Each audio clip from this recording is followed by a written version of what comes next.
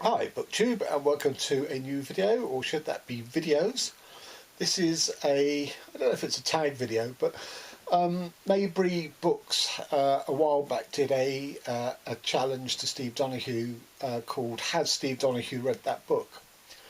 And Daniel at Guilty Feet has revived this with the stipulation that we are to offer 8 books, not so obviously obscure like a Vanity Publishing Project or something equivalent.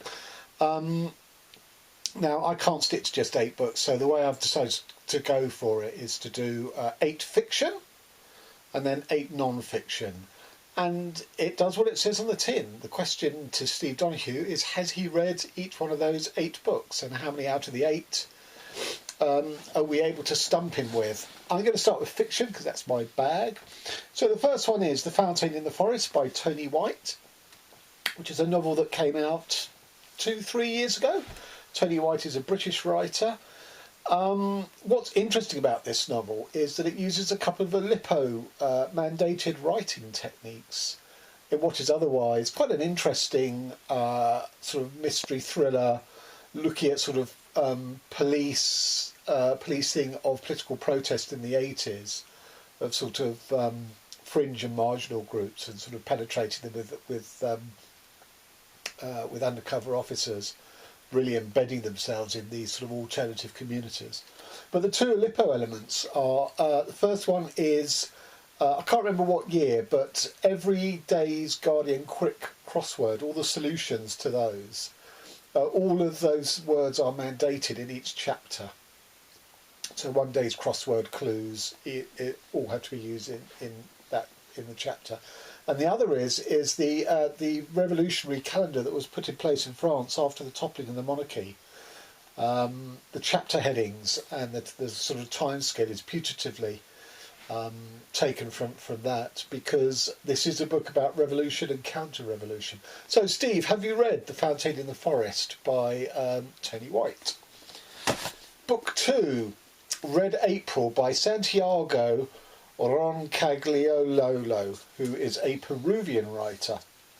This again is a sort of detective mystery, but it's set in the immediate aftermath of the surrender of Sendero Luminoso, who were a Year Zero Marxist revolutionary group in Peru who basically wanted to burn the whole country down, much like the sort of the Khmer Rouge did, and start again.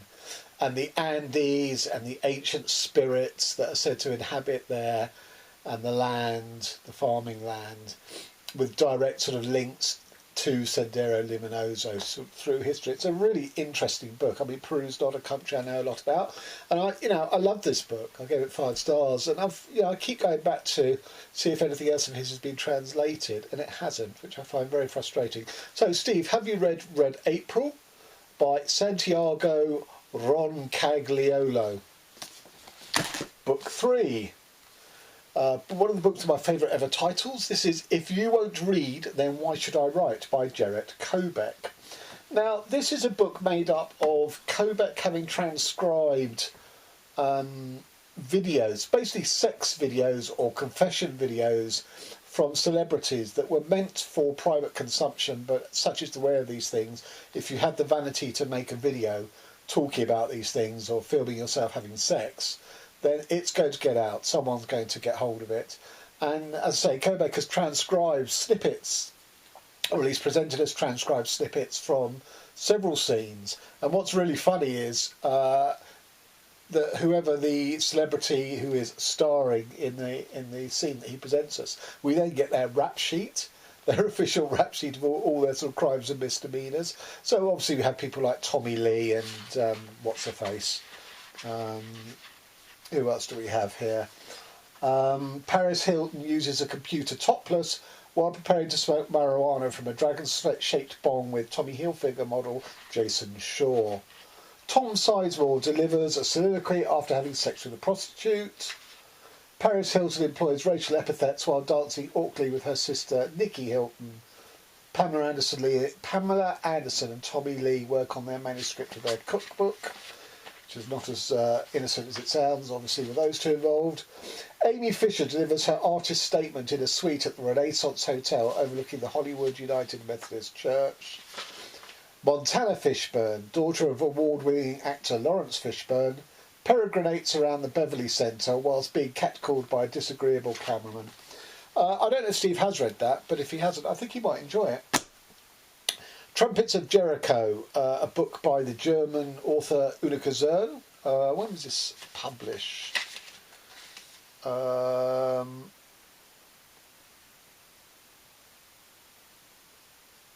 Irritatingly, it doesn't say. 2015, the translated version. But I think she was a sort of post-war part of the Surrealist movement. Mainly was a painter, but did do poetry and prose, of which this is one. Highly enjoyable. The shortcoming of this book is that she has anagram poems that she's written, Surrealist anagram poems, some of which appear in here, but they're impossible to translate from the German that she wrote in, because obviously the whole anagram thing is destroyed by different letters of the alphabet spelling the words. So, Steve, have you read Ulrike Zern, Trumpets of Jericho? Next, Capo Scripty by Zelda Rienardo, who, although she resides in Britain, is an American, or possibly Canadian, but I think she's American. And this is a wonderful book about sort of a serial killer who shrinks the heads of his victims. But he gets a slice of justice coming to him. Yeah, Steve, have you read Capo Scripty by Zelda Rienardo?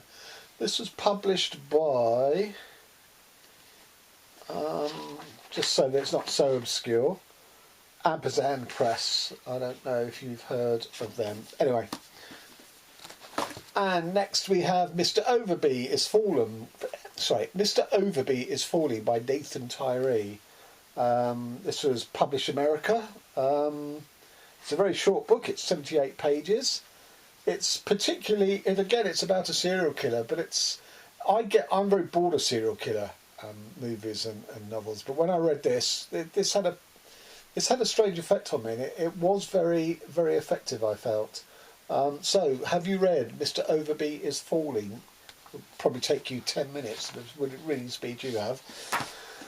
A Primer for Cadavers by Ed Atkins.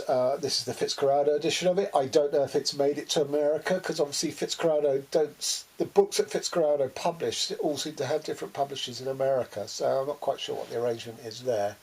So Ed Atkins is a visual artist, and this is his first book of prose, although it's sort of lyrical prose, and it is the most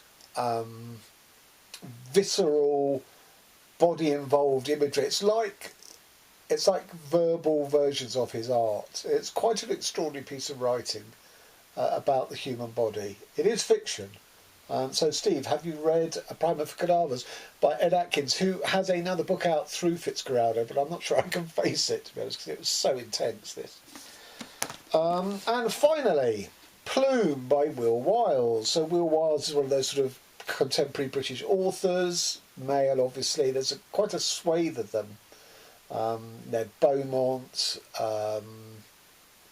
Lee Rourke, Will Wiles obviously, Sam Byers, etc, etc. So this came out a couple of years ago, I think, and it's very pleasing actually. It's a very interesting take on self-surveillance, or unwitting self-surveillance, that all your movements, everything could be tracked because of your online life and connectivity, and what that does for modern London in terms of its changing architecture and its changing usage, urban usage and stuff. I really enjoyed that. So, Steve, that is the 8 fiction books. Have you read them? And now on to non-fiction. I said I was going to do 2 videos, but I can't be bothered. So I'm going to do it as one. Okay, so the first, Job's Body by Dean Duhan. This is a handbook for bodywork, which is one of those sort of embraces several alternative therapies such as shiatsu, reiki, kinesiology, all those sorts of things. I don't know where Steve stands on sort of alternative health, as against sort of, you know, the pharma and sort of medical industries. I've read this cover to cover, and indeed it informed my last novel, Three Dreams in the Key of Three Dreams in the Key of G. I do have a book of anatomy. I believe every author should have a book of anatomy, but this is a sort of alternative to my anatomy book that I would always turn to first, because it's not a textbook. It is a book for practice. Not that I have an interest in becoming a practitioner of any of these alternative healths, but I got a lot more understanding of the techniques and the biology and anatomy involved than I do from a dry old anatomy textbook. So, Steve, have you read Job's Body, Dean Juhan? And next, Publishing Manifestos, an international anthology from artists and writers, edited by Michaelis Pilchler. It does exactly what it says. It takes lots of manifestos throughout history, probably from the 19th century or certainly from the 20th century onwards, and that's manifestos about the publishing industry, such as calls to to sort of self-publishing, or calls to fanzine art, or calls in Africa for an Afrocentric newspaper. But it's not manifestos limited to the publishing industry. It's a very, I mean, there's very few duff manifestos in here. Maybe some of the ones to sort of literally in the last few years. But just to give you an idea, the new art of making books. So that is one about book as artifact and handcrafted books. There's a manifesto on that. 50 Helpful Hints on the Art of the Everyday by Alan Ruppersberg from 1985. What the Fuck is Homo Core by Tom Jennings, Deke Nicholson, eds. 1988. A User's Guide to Détournement by Guy Debord. On the Cult of Books, Jean-Louis Bourges. Anthropophagic Manifesto by Oswald de Andrade, which is one of the really more interesting ones about Brazil and its sort of native culture and stuff, and as a sort of manifesto of rebellion. The Super Flat Manifesto by Takashi Murakami, 2000. Dispersion by Seth Price, etc, etc, etc. So, Steve, have you read the Publishing Manifestos anthology edited by Michaelis Pilchler? I don't know where I don't know what Steve's music tastes are like, and I'm big into sort of rock and roll and punk and all that sort of stuff, hip hop. So there were lots of music books I could have gone for, but I think I didn't want to do really more than one. So the one I've picked is the Beastie Boys book by the two surviving members, Mike Diamond and Adam Horowitz. Adam Horowitz is only a TV celebrity these days. Mike Diamond is married, or was married, I don't know if he still is, to Tamra Davis, the filmmaker. But this is a really good biography of, I think, a very significant band, although Steve may disagree. It's music biographies and autobiographies tend to be really bad because musicians can't write. I'm not saying these guys are sort of Shakespearean, but it's a really cleverly put together autobiography in terms of they invite pieces from people in their sphere who they rubbed up against with and stuff. So it's not only them. And yeah, have you read the Beastie Boys book, Steve? That's one I really want to know. Paul Morley, Nothing. Now, I said that I wasn't going to ransack my music books collection, and Paul Morley is primarily associated with music, but which I'll expand on. But this book isn't only about music. So Paul Morley was a music journalist in the north of England in Manchester, and because it's not London, it is a bit of a was regarded as a bit of an outpost, even though, in my opinion, Manchester has produced far more important, significant music than either Liverpool or London. But anyway, so Paul Morley grew up with Joy Division, who were a band who only flamed and sparked for 2 years before their lead singer committed suicide, as did Paul Morley's dad. And Paul Morley asked the question in the first part of this book, as to why is he more concerned and moved by the suicide of Ian Curtis than by the suicide of his own father, which I think, you know, it's a really interesting consideration of those issues. So it's about fathers and sons and the role of cultural figures in sort of teenage boys' lives and stuff. And then the second part of the book, he has a facial palsy and one half of his face collapses in his 40s. So it's a consideration of again, a sort of a change in how one regards oneself and one's identity, because this physical manifestation has wrought a physical change. And in case you don't know who Paul Morley is in the wider sphere of music, he, as I say, he was a journalist and therefore knew all the ins and outs of the music industry. And he declared that he was going to form a band that would have hit after hit after hit, and did exactly that. And the band that he created was called Frankie Goes to Hollywood. And Steve Aylett, Hard to the Original, Originality, Creativity, Individuality. So this is a manifesto by the author Steve Aylett, who, you know, part of that Alan Moore crowd, which is a sort of a call for, you know, art that doesn't sort of follow the trends, and, you know, artists who are genuine mavericks or go their own way. And it's an appeal for the artists to come to sort of take that attitude. It's not a great book as it goes. I was really disappointed. But I just wonder if Steve has read it or not. Literary Activism, a Symposium, edited by Amit Chowdhury. So this was the record of a literary symposium, I think held in London, between lots of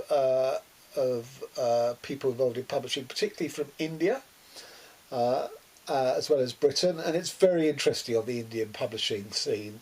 I'm not exactly sure when this symposium was held. Let me see if it says.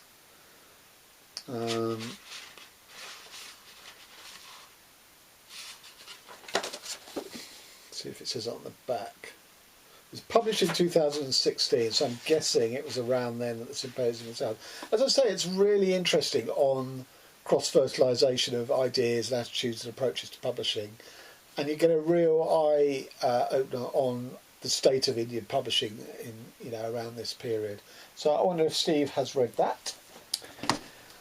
26 Letters, Illuminating the Alphabet, edited by Frida Sack, John Simmons and Tim Rich. And this is produced by a group called 26, because they bring together practitioners from many, many different disciplines. And I was a member for a while, you know, not just writers, but also, you know, sort of typesetters, calligraphers, font makers, graphic designers, filmmakers.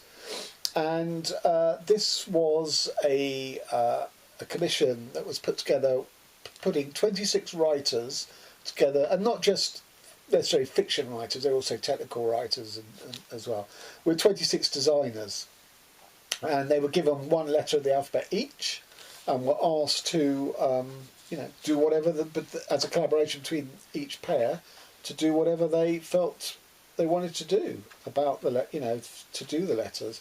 So for the letter E, for example, they've done a sort of periodic table as the graphic element, but there, as you can see, there is text as well.